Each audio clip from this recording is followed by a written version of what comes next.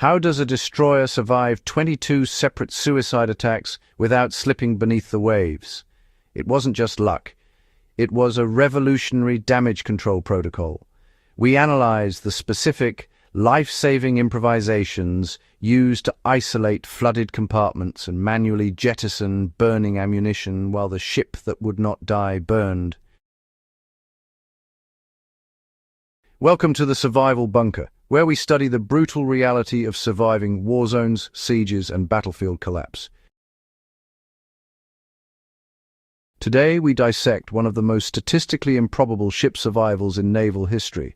Not a vessel that took a glancing blow and limped home, a destroyer that absorbed 6 direct kamikaze impacts, 4 bomb hits and 12 near misses across 90 unbroken minutes of combat, and made it back to port under her own power. This is the USS Laffey, April 16, 1945, and the damage control doctrine that refused to let her die. The impossible odds at Picket Station 1. The Battle of Okinawa was the largest amphibious assault in the Pacific War. American planners knew that Japan's response would include kikusui, floating chrysanthemums, mass-coordinated kamikaze waves designed to overwhelm the outer defensive perimeter and sink as many ships as possible before they could support the landings. To provide early radar warning, the US Navy deployed destroyers at exposed positions around Okinawa called radar picket stations. These ships were positioned far enough from the fleet to detect incoming raids early and far enough from support that they would absorb the first attacks alone. Picket Station 1 was the most dangerous assignment in the Pacific. Sailors called it the suicide seat.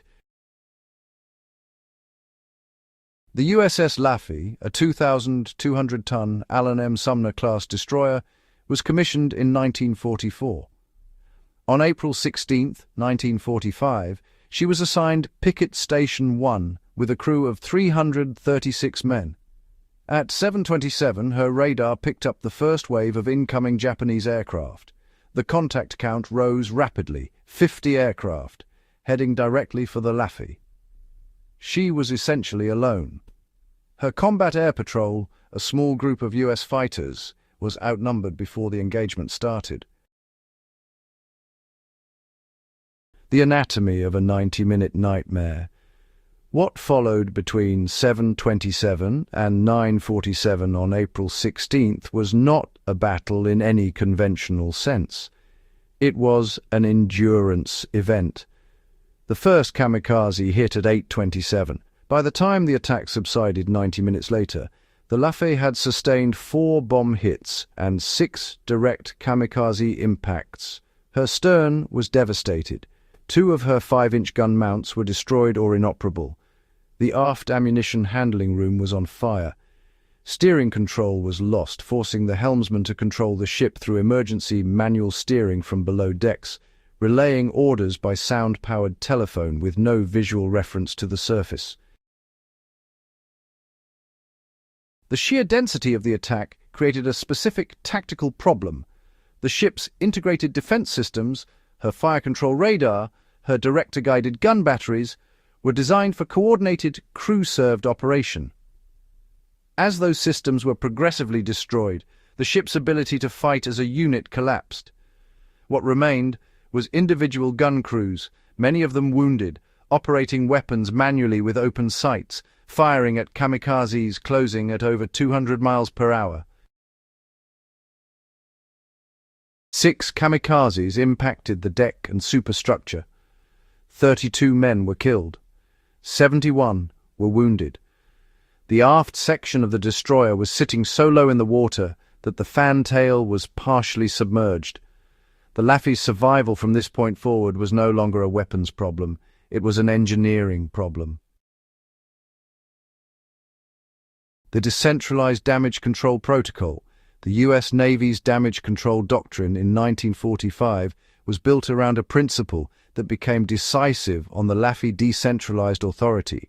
Petty officers and junior enlisted sailors were trained to make structural and engineering decisions independently, without waiting for orders from officers who might be dead, incapacitated, or simply unreachable across a burning ship.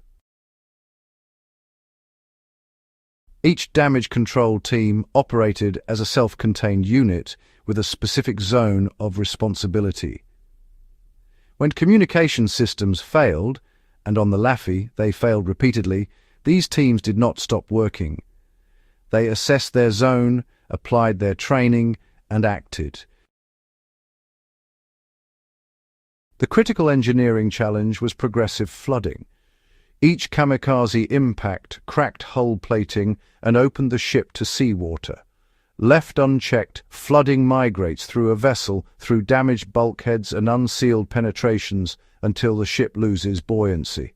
The damage control team's primary mission was to stop that migration by sealing watertight doors and sacrificing flooded compartments, deliberately isolating lost spaces to preserve the structural integrity of the rest of the hull.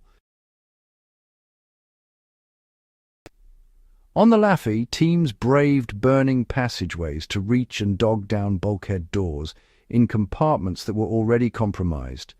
Some of those compartments still had men in them. The decisions made in those passageways were not made by officers at a command table. They were made by 19- and 20-year-old sailors with damage control training and a ship that was still floating.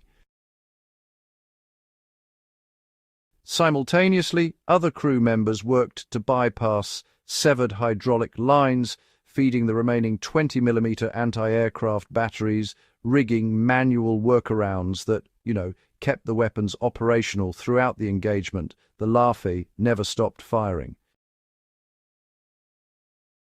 Ammunition and agony on the fantail. The most immediate threat to the ship's survival was not flooding. It was fire near her ammunition storage. Kamikaze impacts on the stern had ignited fires directly adjacent to the 40mm ammunition magazines. If those magazines cooked off, the resulting explosion would have removed the aft section of the ship in seconds and honestly almost certainly taken enough of the hull with it to sink her. The crew had no fire suppression systems functioning in that section. What they had was manpower and nerve. A human chain formed on the fantail under ongoing attack. Sailors passed burning 40mm ammunition shells by hand from the magazine spaces and threw them overboard. This operation continued while kamikazes were still making attack runs. The men forming that chain knew that a direct hit on their position, while they were holding live, burning ordnance, was a death sentence. They did not break the chain. Firefighting teams worked in parallel, dragging hoses across a deck strewn with aircraft wreckage body parts and burning fuel. The aft section's fires were brought under control through manual effort alone. No automated suppression, no fire main pressure in the damaged zones, no support from aft gun crews, because those crews no longer existed. The ship's damage control officer, Lieutenant Frank Manson, coordinated these efforts across a vessel that had effectively lost centralized communication. His coordination was conducted largely on foot, moving between teams, assessing conditions visually, and making resource allocation decisions in real time. The survival of the Laffey was in large part the story of that man walking through fire to keep his teams working. Legacy of the ship that would not die. When the attack finally ended at 9:47, the Laffey was still afloat. Her arrival under her own power at Kerama Retto, and later Guam, shocked naval command. The level of structural damage she had sustained was assessed by damage control inspectors as sufficient to have sunk most vessels of her class. The after-action analysis of the Laffey's survival directly influenced United States Navy damage control doctrine for the next generation of surface combatants. The specific lessons extracted were operational decentralized team authority works under catastrophic communication failure. Ammunition jettison procedures must be trainable to the lowest level, and bulkhead sacrifice decisions must be pre-authorized so sailors do not hesitate. Those lessons are, embedded in current United States Navy damage control training programs that remain active in 2026. The shipboard firefighting and damage control curriculum taught at every major training command traces its modern, decentralized team structure to engagements exactly like the Laffey's. The ship herself was preserved as a memorial at Patriots Point Naval and Maritime Museum in Mount Pleasant, South Carolina, where she remains open to the public, still showing the repair patches in her hull. The enduring lesson is precise. Steel is survivable. Systems fail. Human beings, trained to act without direction, in the dark, under fire, are what decide whether a ship comes home. 32 men died on the Laffey that morning. 71 were wounded. Every single one of them bought time for the damage control teams to keep that ship afloat. The Laffey did not survive because of one heroic act. She survived because dozens of trained men made the right decision, independently, in sequence, for 90 consecutive minutes. That is what damage control actually means. If this briefing gave you a clearer picture of what real naval survival looks like, subscribe to the Survival Bunker and share this video. Every share puts this research in front of someone who takes history seriously. Hit the notification bell and we will see you at the next briefing.